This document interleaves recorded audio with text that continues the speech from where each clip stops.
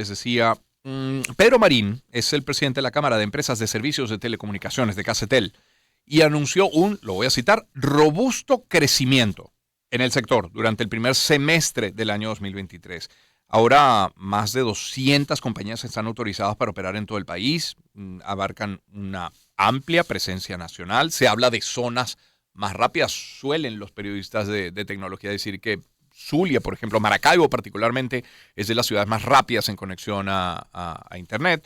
En fin, pero vamos a hablar de telecomunicaciones en términos generales y lo vamos a hacer a continuación con nuestro invitado. Es William Peña, periodista especializado en materia tecnológica. William, buen día, ¿cómo estás? Buen día, Román. Saludos a ti y a tu audiencia. Gracias por atendernos. William, cuando Pedro Marín de Cacetel habla de un robusto crecimiento en el sector este primer semestre, ¿a qué se refiere? Bueno, lo que se refiere es que ha habido un incremento importante en la mejora de infraestructuras de telecomunicaciones y en los ingresos de las operadoras, pero no es un robusto crecimiento, Román, es una importante recuperación del sector y a medida que el resto de sectores siguen cayendo, comunicaciones se perfila como un sector de muchísima fortaleza. ¿Por qué? Porque hoy en día representa cerca del 13% del PIB del país. Entonces eso implica que es uno de los sectores que, por supuesto, más influyentes y que más se recupera en términos al resto de sectores de la población. ¿Pero por qué pasa esto? Porque el resto de sectores lamentablemente siguen en deterioro y no hay un impulso del lado del Estado o del lado de los que tienen que promoverlo para que haya una estabilidad. Recuerda que comunicaciones siempre ha sido un sector, desde que se inició todo el proceso o toda la división de los sectores, comunicaciones siempre ha sido un sector que siempre ha crecido y se ha mantenido porque es lo que de una u otra forma impulsa la conectividad, impulsa el desarrollo, impulsa innovación, impulsa una gran cantidad de elementos importantes para la industria. Entonces eso ayuda mucho a que sea un sector que siempre va a tener constante inversión. Y William, ese crecimiento o recuperación, como dices, tiene que ver más con Internet, la conectividad, tiene que ver más con telefonía fija, con telefonía móvil. ¿Qué sector realmente es el que está impulsando ese crecimiento o recuperación, insisto? Internet. Internet. Una cosa importante, a finales de 2019, el Conatel le dio como una especie de oxígeno a la industria de telecomunicaciones para que pudiesen invertir en Internet y muchas comenzaron a hacer inversiones. Hace más o menos, poco menos de un año, el gobierno se reunió con todos los operadores y les propuso incrementar el número de conectados a Internet en Venezuela a velocidades medias, pues yo digo medias, pues no son altas, de por lo menos 2 millones. Y eso ha sido un gran impulso para el sector porque de verdad ha habido una gran... ¿Y lo lograron? Empresa. No se ha logrado todavía porque hay un cuello de botella importante que también hay que decirlo. ¿Qué es? CanTV, en muchas zonas, CanTV no permite que el resto de operadores instalen infraestructura porque tiene temor de que le quiten el negocio. Y eso hay que ser claro en eso. Y eso no es así porque uno siempre recomienda que incluso en tu casa tú debes tener por lo menos 2 redes y tienes la capacidad de pagarlas. Claro. Y CanTV, por un temor quizás para perder el mercado, que además ya el mercado de CanTV es muy pequeño, no permite que haya operadores grandes puedan invertir en infraestructura para poder pasar el cable o la fibra por esa zona. Entonces hay zonas en las que no hay internet o hay un internet muy malo. Por eso hablamos de que en Venezuela hay muchas Venezuelas. Tiene una Venezuela muy conectada, que es Maracaibo, y tiene una Venezuela muy desconectada, que es la parte occidente del país, la parte del oriente del país, en donde ahorita literalmente el único operador grande es Inter, no hay más. Ahora, le hizo bien a CanTV la inversión en fibra óptica, ¿no?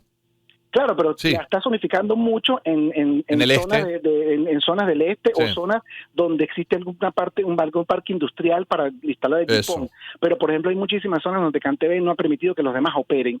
Y allá hay un cuello de botella importante porque tú tienes que permitir que el crecimiento sea para todos. Eso. Y si el gobierno te dijo a ti que tú tenías que implementar 2 millones de conexiones en Venezuela en los próximos tantos meses, lo único que puede ayudar allí es CanTV porque tenemos una cosa que se llama la VGT, que son las vías generales de telecomunicaciones, los ductos pues, que están por debajo de la tierra, que el que lo administra es CanTV. Y si CanTV no permite que el resto de operadores pasen por allí, o los que puedan, o los que ya están allí, desplieguen nuevos cables, pues sencillamente esas empresas se quedan con la obsolescencia que tienen y eso trae como consecuencia internet malo, caídas de servicio y problemas donde hoy en día se está instalando fibra, la gente está contenta porque la fibra directa al hogar o lo que se llama el GPON también permiten que tú tengas velocidades y conexiones mucho mejores y además eso te baja desde el punto de vista del pago del servicio porque además eso viene con una parte importante de reducción desde el punto de vista de costo. Otro tema importante, Román, es lo que cuesta cada metro lineal tanto para los postes de corporación para instalar fibra como las mismas vías generales de telecomunicación y lo que cobran las alcaldías en impuestos, que eso también tiene que ser reducido para que tú puedas desplegar un buen servicio, una buena infraestructura y además cobres menos para que todo el mundo tenga mayor acceso. Claro. Ahora, ese es William Peña, quien nos acompaña. William Peña es periodista especializado en tecnología. William, ese oxígeno que se le dio a las operadoras de telecomunicaciones, en términos de tarifa, ¿les ha permitido a ellos efectivamente avanzar en actualizaciones, hacer inversiones importantes para mejorar ese servicio, la cobertura, pero mejorar el servicio?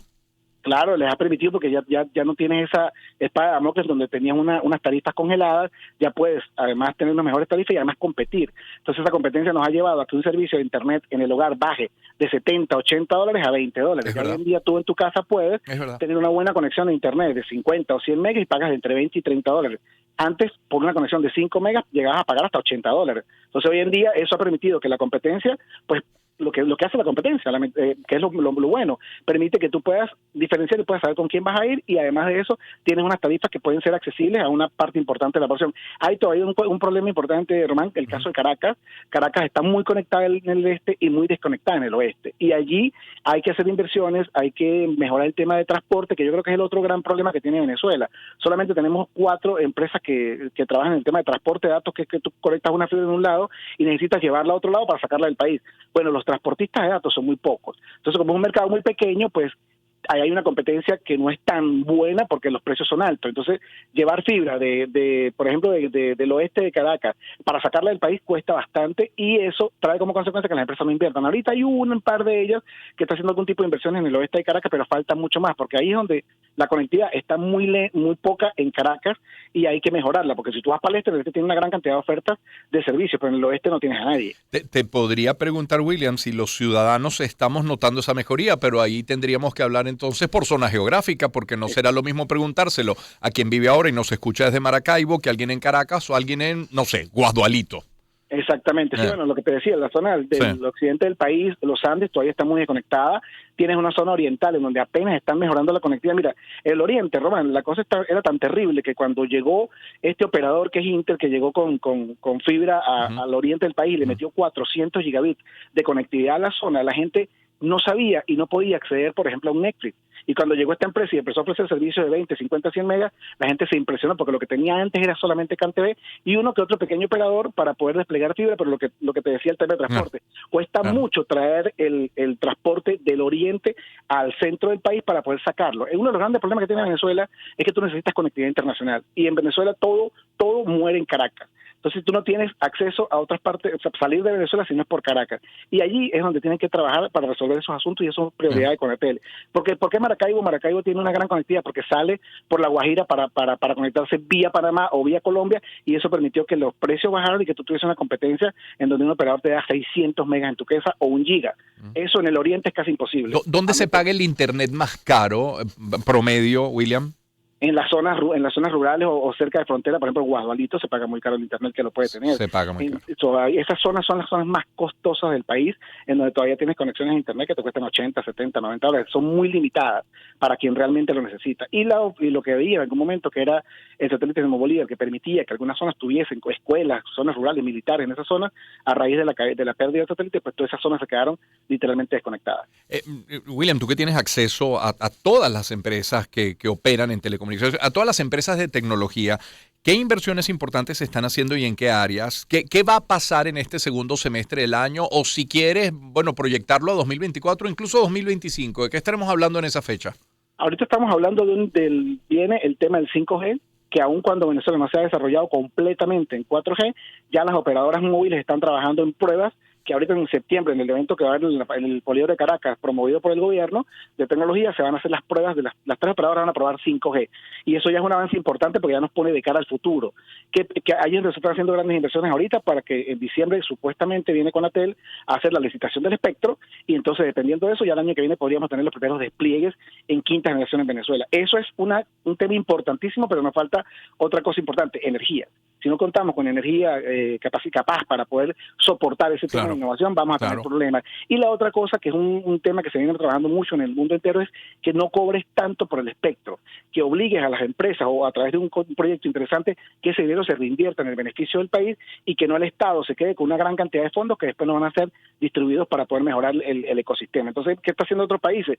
Te dan la licitación, te otorgan el espectro adecuado y tú lo que haces, en vez de pagar 100, 200 o 300 millones por esa infraestructura o 50 millones, tú eso lo inviertes en el país en un periodo de tiempo importante y le das conectividad a las zonas más marginadas que tienes en cada uno de los estados. Yo creo que ese es el tema más importante, pero aquí se habla mucho de que eso todavía no es posible. Ojalá Dios quiera y del lado del estado pudiesen entender la importancia de desplegar infraestructura para todos y que todos tuviésemos la posibilidad de contar con quinta generación y por supuesto con fibra directa al hogar mucho más desarrollada, que es el otro punto importante que están haciendo los operadores claves. Ahorita hay muchísimas empresas desplegando fibra, pero ahí lo que tiene que haber es convenios para que tú no hagas una doble inversión en una zona. Tienes que tener un solo operador que te despliegue infraestructura y después alquiles al resto de operadores para que haya una competencia más sana, porque si tú por una sola zona tiras 5 cables, estás perdiendo el tiempo. Entonces allí es donde todos pierden dinero, pues. Claro. William, agradecido por este tiempo tuyo, ¿eh? No, vale, gracias a ustedes por invitarme. Un abrazo, que estés muy bien. William Peña es periodista especializado en materia tecnológica. Les decía desde temprano en el programa el día de hoy que me acompaña mi asistente personal, mi asistente privado, Sofía Losinski. Ya le puse el micrófono, Sofía, sal debajo de la mesa. Sofía, tienes que salir de la mesa. Porque después llega el señor Enrique Hoffman, imagínate tú, entonces debajo de la... ¿Cómo estás? Mal. Además de roja. ¿Cómo te va? Bien. Bien. ¿Quieres venir mañana?